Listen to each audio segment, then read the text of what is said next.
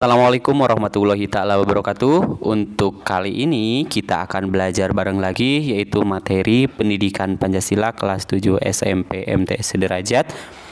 Untuk pertemuan kali ini yaitu kita akan membahas sub C, Persatuan dan Kesatuan Indonesia.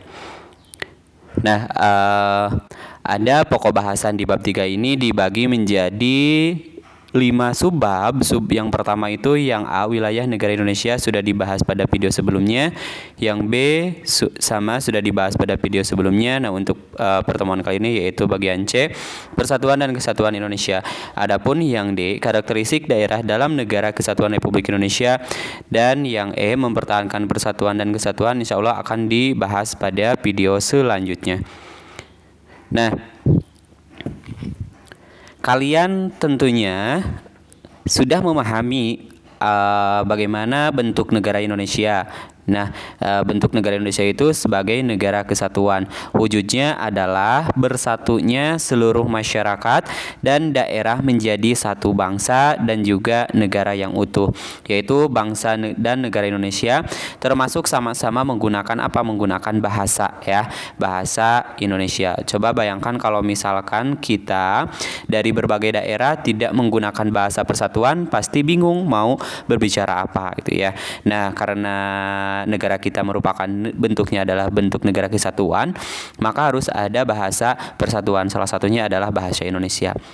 Nah, serta mengusung nilai ketuhanan, kemanusiaan, ya, persatuan, kerakyatan dan keadilan sosial. Itu nilai-nilai Pancasila.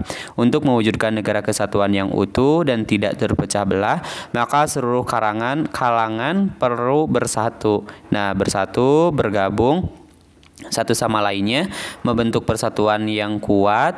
Nah, ketika persatuan sudah menjadi demikian kuatnya hingga utuh dan tak terbagi-bagi lagi, ketika itulah kesatuan juga akan terbangun. Oke. Nah, makna persatuan dan kesatuan. Oke, perhatikan ini gambar dari Organisasi Persatuan Guru Republik Indonesia atau PGRI. Nah, tahukah kalian organisasi PGRI? Nah, itulah organisasi para guru. Nama lengkap organisasi tersebut adalah Persatuan Guru Republik Indonesia yang disingkat menjadi PGRI. Nah, para guru dari seluruh wilayah itu terhimpun menjadi beberapa anggota organisasi tersebut. Nah, selain organisasi PGRI, ada pula organisasi yang bernama PSSI, yaitu singkatan dari Persatuan Sepak Bola Seluruh Indonesia. Organisasi ini mengurus semua hal yang berhubungan dengan sepak bola. Klub yang mengurusi sepak bola bergabung di dalam organisasi PSSI ini agar manajemen atau pengelolaan kegiatan sepak bola di Indonesia itu berjalan dan lebih baik. Baik, nah PGRI dan PSSI tersebut itu merupakan contoh dari persatuan. Nah, selain dari organisasi tersebut, keluarga juga merupakan persatuan.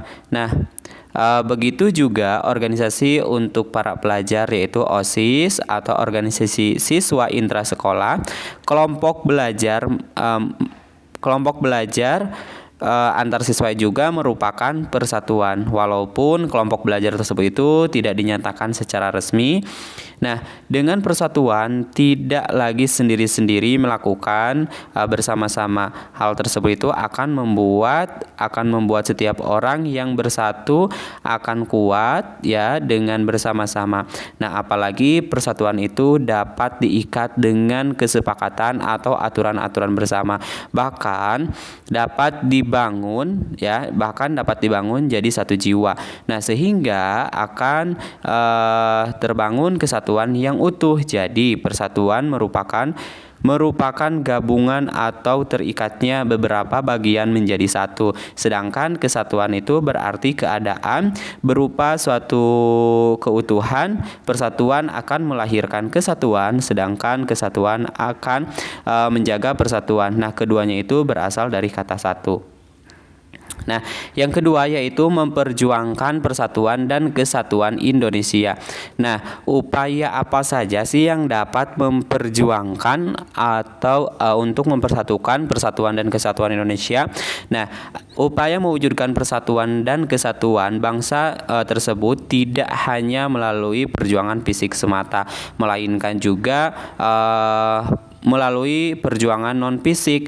Nah, di antara perjuangan non-fisik tersebut adalah melalui gerakan politik, pendidikan hingga kebudayaan. Nah, para pejuang zaman dahulu ya menggunakan beberapa cara tersebut, terutama di masa kebangkitan nasional pada awal abad ke-20. Nah, yang pertama adalah gerakan politik. Gerakan politik merupakan salah satu perjuangan mewujudkan persatuan dan kesatuan Indonesia. Nah, tahukah kalian contoh dari gerakan politik itu? Ya, organisasi Budi Utomo yang lahir pada tahun 1908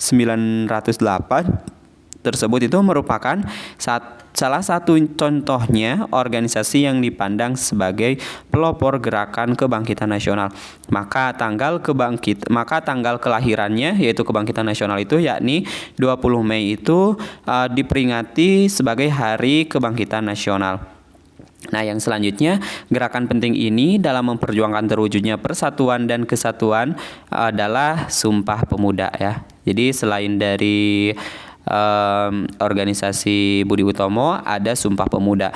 Nah, Sumpah Pemuda pada tanggal 28 Oktober 1928 gerakan ini yang menegakkan tekad bersama sebagai satu bangsa, yakni bangsa Indonesia. Sejak saat itulah nama Indonesia semakin dikenal, banyak digunakan dalam perjuangan bangsa.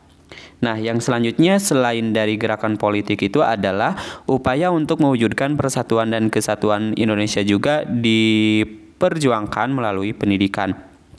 Nah, di antaranya diadakan oleh Ki Hajar Dewantara yang mendirikan jaringan sekolah taman siswa dan Tengku Muhammad Syafi'i yang mendirikan sekolah INS Kayu Tanam. Organisasi Muhammadiyah dan Nahdlatul Ulama atau NU juga berjuang membangun